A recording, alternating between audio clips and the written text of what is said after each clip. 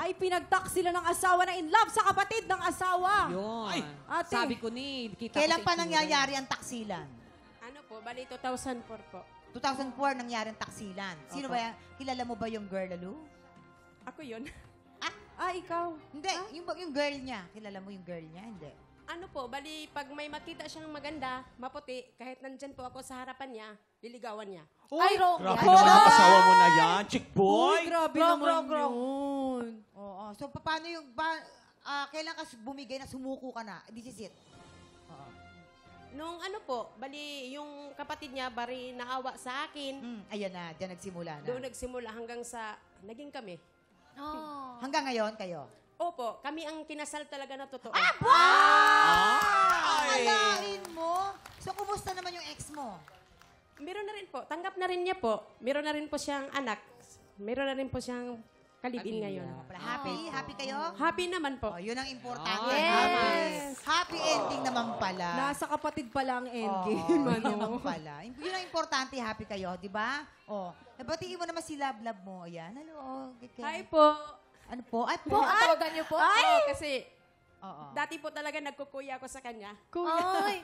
Ngayon, siyempre, papa na.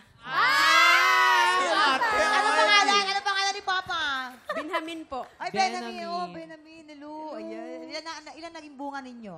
Dalawa po. Dalawa. May tanong lang ako, Mamang. Pag nakikita mo yung ex mo, kamusta? Awkward ka ba? Nag-usap pa kayo ng ex mo? Bali po, kapitbahay lang po namin yung ex ko. So magkaibigan kayo? Opo. Hindi naman naapektuhan yung relasyon ng magkapatid?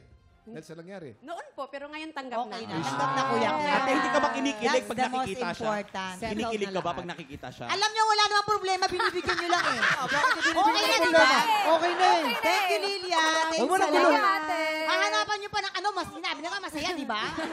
Ito naman si Ezam, nangungulilang Hi, anak, nagsikap mabuo ang nagwatak-watak na pamilya. Ayan. So, kumusta kayo ngayon ng family niyo? As of now po, happy naman po kami na magkakasama. Ayun. Isang malaking achievement kasi bilang isang panganay na pagbuklo din lahat, Totoo yan. kapatid tsaka magulang. Oo. So, gaano katagal nangyari yung pagkakahiwa-hiwalay ninyo? Since 2015 po, kasi by that time, namatay po yung father ko. So, at the age of 21, nakitira ako sa mga kaibigan. Ganon din yung sister ko na tumira din sa mga kaibigan niya. Mas lalo kami nangulila kasi nawala yung tatay namin. Wala ang tatay Opo. ninyo. Pero si Mommy, okay naman po siya. Okay naman po siya. Bali, nung time na yun, nagkaroon na siya ng sarili niyang Pamilya. relasyon. Opo. So, Hindi, pero ganun talaga mga Oo, panganay. panganay talaga. Ako panganay din ako. Kung kaya mo talagang pagsama-samahin lahat ng family members mo, kahit na sa'yo yung effort, gagawin mo talaga, Yes di po, ba? opo. So, ano yung nag-udyok sa'yo na parang disisit, kailangan kong mabuhay ng pamilya ko? Ano yung oras na yun? Ano yung nasa isip mo? Bakit kailangan gawin mo? Bali, na-inspire ako sa father ko kasi nung nabubuhay pa siya. Though hiwalay sila nung nanay ko nung nabubuhay sila, hindi niya hinahayaan na natitira kami sa labas ng bahay. So, ang ginagawa niya, pinapasok niya kami sa loob ng bahay lahat. Tapos siya, matutulog siya sa pedicab. Oy. Sakripisyo. Sacrifice ng isang ama.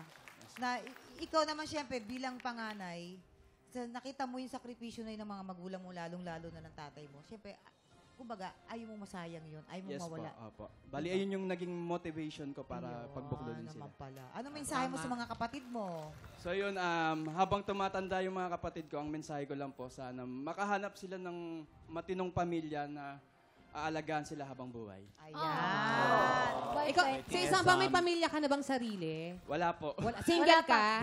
Siya sa akin! Binata pa. Ay, bagay tayo, Ayan. binata din ako. Thank you. Maraming Thank you po, salamat thank sa you. pagbahagi ng inyong mga kwento, Arnulfo Lilia, and of course, kay Ezam. Ayan. Yes, naka 2 points ka, Jessica. Thank you. Bongga mo, girl. Eto na. Mamimigay pa tayo ng ampaw blessings. Hali-hali hoy na sa pagbabalik ng TikTok Live!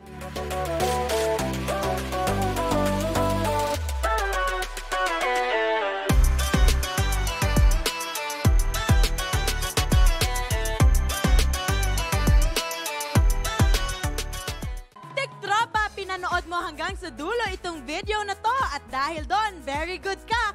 For more more happy time, watch more TikTok Clock videos on our official social media pages and subscribe to GMA Network official YouTube channel.